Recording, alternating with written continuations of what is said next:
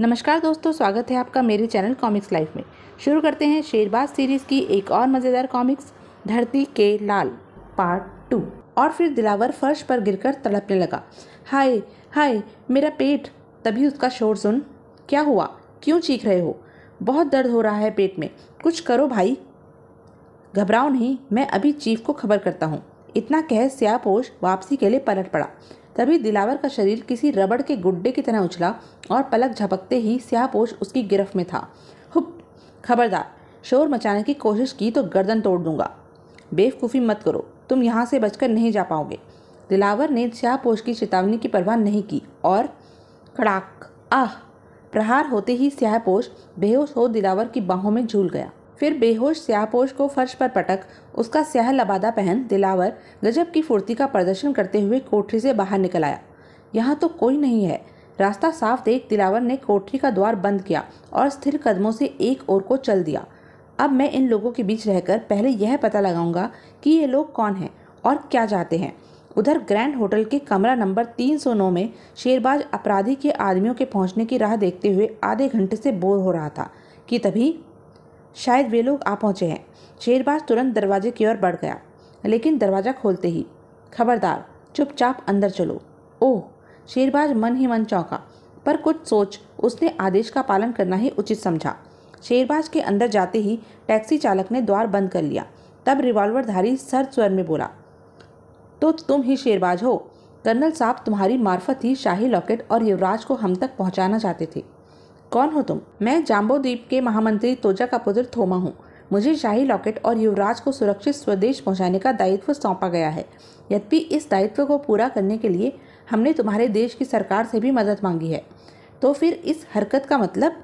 अगर तुम guest house से फरार न होते तो हमें यहाँ आने की ज़रूरत नहीं पड़ती। ओह, तो तुम्हारा आदमी मेरी निगरानी कर रहा था? हाँ, हमारे 2 आदमी पहले शाही लॉकेट प्राप्त करने यहाँ आए थे, लेकिन एक की हत्या हो गई। ओह, तो वह अज्ञात मृतक महामंत्री तोजा का आदमी था। इसका मतलब उसका हत्यारा जाम्बो द्वीप का हितैषी नहीं है। शेरबाज का मस्तिष्क सक्रिय हो उठा, लेकिन शेरबाज की सोचों से बेखबर थोमा आगे बोला, दूसरा यह है जो कोठी की निगरानी कर रहा था। दूसरी बार जब तुम कोठी में गए तो यह गुप्त रास्ते से कोठी में दाखिल हुआ और उस कमरे तक पहुंच गया जहां तुम शाही लॉकेट की तलाश में जुटे थे। ओह, तो यह जानने के बाद कि शाही लॉकेट मुझे मिल गया है, यह मेरी निगरानी करने लगा। हाँ, हमने इसे यही आदेश दिया था, क्योंकि हमें विश्वास था कि तुम शाही लॉकेट पुलिस को सौंप दोगे, लेकिन तुमने ऐसा नहीं किया। ना ही मैं वह लॉकेट तुम्हें दूंगा। तो फिर मजबूरन हमें तुम पर गोली चलानी पड़ेगी। हम कोई भी खतरा मोल नहीं लेना चाहते। मरने के लिए तैयार हो जाओ शेरबाज। लेकिन इससे पहले कि थोमा शेरबाज को गोली का निशाना बनाता, आह! थोमा चौंक कर पलटा, लेकिन तब तक देर हो चुकी थी। आह! खतरे का आभास होते ही शेरबाज छलांग लगाकर दीवार की ओट में पहुंच गया।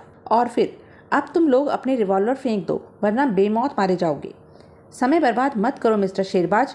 अगर तुम्हें अपने साथी की जान प्यारी है तो फौरन हमारे साथ चलो। विदेशियों की चेतावनी सुन। ओह, ये तो वही लोग हैं जिन्होंने दिलावर को कैद कर रखा है। अगले ही पल शेरबाज उनके साथ चलने को तैयार हो गया और वे विदेशी उसे कार में बिठाकर अपने अड्डे पर ले गए। तुम आ गए शेरबाज, लाओ वह लॉकेट हमारे हवाले कर दो। पहले तुम अपना वायदा पूरा करो। हाँ हाँ, क्यों नहीं। इतना कह शाकाल ने अपने अंगरक्षकों को दिलावर को वहां लाने का आदेश दिया। लेकिन जल्दी ही, बॉस गजब हो गया, दिलावर कैद से भाग निकला।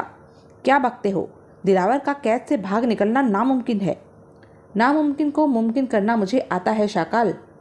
तुम खादिम को दिलावर ही कहते हैं? हा हा हा। हंसते हुए दिलावर ने अपना नकाब उतार फेंका। दिलावर के चेहरे पर नजर पड़ते ही शाकाल बौखला उठा। ओह, धोखा! शाबाश दिलावर, तुम्हारा खेल खत्म हो चुका है शाकाल। अपने आदमियों से कहो हथियार फेंक दे। हथियार? परंतु इससे पहले कि शाकाल अपना वाक्य पूरा कर पाता, और फिर, खेल अभी खत्म नहीं हुआ है मिस्टर दिलावर। ओह, यह बौना कहाँ से आ गया? हा हा हा, तुमने चालाकी तो खूब दिखाई, लेकिन चूक गए। अब हमारी बारी है। फिर बौने चीफ ने शाकाल को आदेश दिया, शेरबाज की तलाशी लो शाकाल। Yes chief. शाकाल ने तुरंत अपने चीफ के आदेश का पालन किया। जल्दी ही शेरबाज की भीतरी जेब में रखा लॉकेट उसके हाथ लग गया। चीफ, शाही लॉकेट। गुड, अब इन दोनों को बांधकर डाल दो। शाकाल ने आनन फानन में शेरबाज और दिलावर को बंधनों में जकड़ दिया। तब बोना चीफ भयानक स्वर में बोला, हमने इस इमारत में टाइम बम फिट कर दिया है जो 10 मिनट बाद फट जाएगा और इन दोनों की लाशों का पता भी नहीं चलेगा। फिर तो हमें यह जगह फौरन छोड़ देनी चाहिए। और फिर बोना चीफ श्याकाल और दोनों विदेशियों के साथ तुरंत वहाँ से चला गया। उसके जाने के बाद अब क्या होगा शेरबाज? वही होगा जो मंजूर खुदा होगा। शायद हमारे नसीब में ऐसी बेबसी भरी मौत मरना ही लिखा था। इतना कह शेरबाज खामोश हो गया और वे विवश से खड़े मौत का इंतजार करने लगे। लेकिन अभी मुश्किल से 5 मिनट गुजरे थे कि इंस्पेक्टर सान्याल को अपने दल सहित धड़धड़ाते हुए हॉल में दाखिल होते देख उनकी आंखों में आशा की ज्योति उभर आई। इंस्पेक्टर सान्याल, आप लोग इस हॉल में? लगता है अपराधी भाग निकले हैं। अपराधियों की फिक्र छोड़िए और हमारे बंधन खोलिए। वे कमीने यहाँ टाइम बम फिट कर गए हैं। दिलावर की चेतावनी सुन इंस्पेक्टर सान्याल ने उन दोनों को फौरन बंधन मुक्त कर दिया। फिर वे सभी दौड़ते हुए इमारत से बाहर निकल आए। अभी वे कुछ दूर ही गए थे कि धूम धड़ाम, देखते ही देखते इमारत खंडर में तब्दील हो गई। इमारत की तबाही का दृश्य देख इंस्पेक्टर सान्याल रोमांचित स्वर में बोला, ओ माय गॉड, अगर थोड़ी देर और हो जाती तो हम में से कोई भी जिंदा न बचता। सो तो ठीक है, पर आप यहाँ पहुँचे कैसे? तब इंस्पेक्टर सान्याल विस्तार से बताते हुए बोला, मुझे बेहोशी की हालत में देख मेरे असिस्टेंट सिन्हा ने फौरन अपने 2 आदमी ग्रैंड होटल की ओर आवश्यक हिदायत देकर रवाना कर दिए। जब वे ग्रैंड होटल पहुंचे तो उन्होंने आपको एक कार में 2 आदमियों के साथ बैठते देखा। लगता है वे विदेशी उसी के साथी हैं जो शेरबाज को ब्लैकमेल कर रहा है। हमें उनका पीछा करना चाहिए। उन्होंने कार का पीछा किया और इस स्थान की सूचना मुझे दी और आप फौरन अपने दल के साथ यहाँ पहुँच गए। हाँ, लेकिन लगता है अपराधी चकमा देकर पीछे के रास्ते से निकल गए हैं। आप फिक्र क्यों करते हैं? असली लॉकेट तो हमारे कब्जे में है जो अपराधी को चुंबक की तरह खींचकर हमारे करीब ले आएगा। वो कैसे? मैं बताता हूँ। इन बदमाशों के बीच रहकर मैं यह जान चुका हूँ कि इन लोगों का संबंध जाम्बो द्वीप के बागियों से है। तब दिलावर शाही लॉकेट और अपराधियों के इरादों के बारे में विस्तार से बताने लगा। जब दिलावर की बात खत्म हुई तो शेरबाज बोला, मेरे दिमाग में एक योजना आई है। जब उन शैतानों को लॉकेट की असलियत का पता चलेगा तो वे बुरी तरह झुंझला उठेंगे और झुंझलाहट में वे ऐसी गलती करेंगे कि पूरी तरह हमारे जाल में आ फंसेंगे। आपकी योजना क्या है? तब शेरबाज इंस्पेक्टर सान्याल को अपनी योजना समझाने लगा। शेरबाज की योजना सुन इंस्पेक्टर सान्याल की आंखों में अद्भुत चमक उभर आई। उधर जाम्बो द्वीप के राजमहल के नीचे बनी गुप्त सुरंग में एक स्थान पर बागियों का सरदार बड़ी बारीकी से शाही लॉकेट का मुआयना कर रहा था। अचानक वह दहाड़ उठा, यह क्या उठा लाए बेवकूफ़ो? यह तो नकली है। नकली? हमें तुमसे ऐसी बेवकूफ़ी की उम्मीद नहीं थी ब्रांडो। अब क्या होगा? योर एक्सीलेंसी, शेरबाज और उसके साथी को भी हमने खत्म कर दिया है।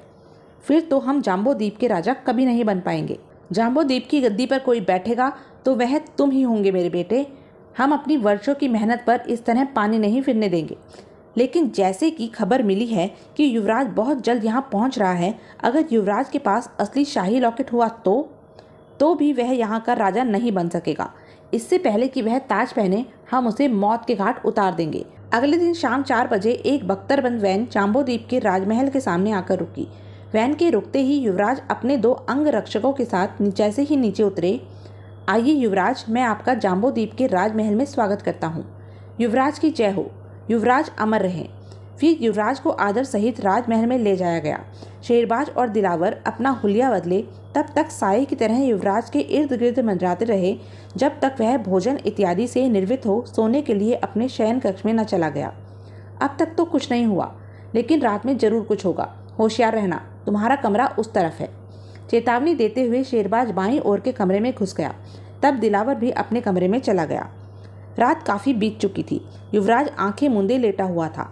अचानक तभी हल्की सी आहट सुन युवराज चौंक उठा। यह कैसी आवाज़ है? युवराज लेटे लेटे आहट का कारण समझने की कोशिश कर ही रहा था कि तभी फर्श से उभरती आकृति को देख वह मन ही मन चौंक उठा। ओह, लगता है कोई गुप्त मार्ग से फर्श से इस कक्ष में पहुंचता है।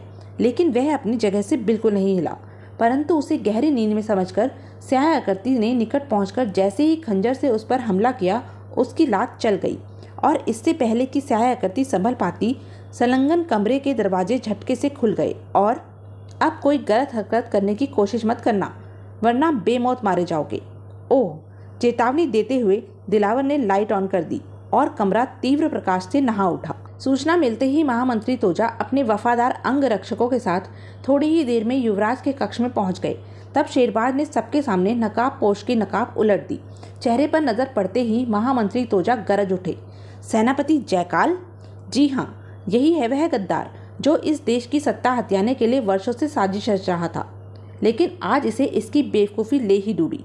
तभी युवराज मुस्कुराकर बोला, मूर्ख सेनापति, मैं युवराज नहीं, युवराज का भारतीय मित्र विशाल हूँ। मेरी हत्या करके भी तुम युवराज की हस्ती न मिटा पाते। यह मैं क्या सुन रहा हूँ? यह ठीक कह रहा है महामंत्री जी। युवराज की सुरक्षा को ध्यान में रखते हुए ही हमें यह योजना बनानी पड़ी। असली युवराज और शाही लॉकेट को लेकर आपके पुत्र, जो कि इस गद्दार के आदमियों द्वारा घायल कर दिए गए थे, एक भारतीय पुलिस अफसर के साथ कल यहाँ पहुँच रहे हैं। इतना कह शेरबाज ने अपने और दिलावर के बारे में महामंत्री तोजा को सब कुछ बता दिया। सच्चाई जानने के बाद, बहुत खूब शेरबाज, तुम जैसे धरती के लाल जब तक मौजूद हैं, जयकाल जैसे शैतानों के नापाक इरादे कभी कामयाब नहीं हो सकते। लेकिन अभी इस गद्दार के साथी आज़ाद है महामंत्री जी। इस गुप्त रास्ते से उन तक आसानी से पहुंचा जा सकता है। तब महामंत्री तोजा ने अपने सैनिकों को तुरंत हमला करने का आदेश दिया। शेरबाज का अंदाजा सही निकला। सैनिकों ने अचानक छापा मारकर शाकाल, ब्रांडो और जयकाल के बेटे जाम्बो को बिना किसी टकराव के चूहों की तरह दबोच लिया। इस तरह जाम्बो द्वीप के गद्दारों का पूरी तरह सफाया हो गया और युवराज के हाथ में देश की बागडोर सौंपकर महामंत्री तोजा ने महाराज को दिया हुआ वचन पूरा किया। तो यह थी शेरबाज सीरीज़ की एक मज़ेदार कॉमिक्स। ऐसे ही मज़ेदार कॉमिक्स के लिए बने रहें मेरे साथ, और हाँ, मेरे चैनल को लाइक, शेयर और सब्सक्राइब करना ना भूलें। धन्यवाद।